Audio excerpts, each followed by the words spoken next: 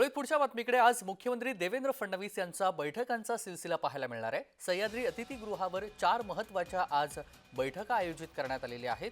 सर्वात प्रथम म्हाडा प्रकल्पांचा आढावा घेतला जाईल आणि त्यानंतर झोपडपट्टी पुनर्वसन प्राधिकरण आढावा बैठक असेल। जलसंपदा विभागातील विविध प्रकल्पांना दिलेल्या प्रशासकीय मान्यतेचा देखील आज आढावा घेतला जाणार आहे। दुपारी 3 वाजता मातंग समाजाच्या मागण्यांसंदर्भात देखील बैठकीचं आयोजन करण्यात आलेलं आहे। मुख्यमंत्री देवेंद्र फडणवीस यांच्या अध्यक्षतेखाली आज बैठक होणार आहे। विविध बैठकांचं आयोजन आज करण्यात आलेलं आहे। मातंग समाजाच्या मागण्यांसंदर्भात देखील आज बैठकीमध्ये काय निर्णय होणार आहे हे देखील पाहावं लागणार आहे।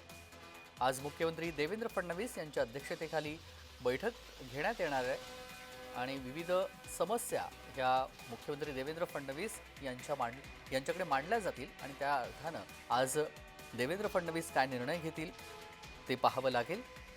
मुख्यमंत्री फडणवीस यांच्या बैठकांचा सिलसिला सध्या पाहायला मिळतोय।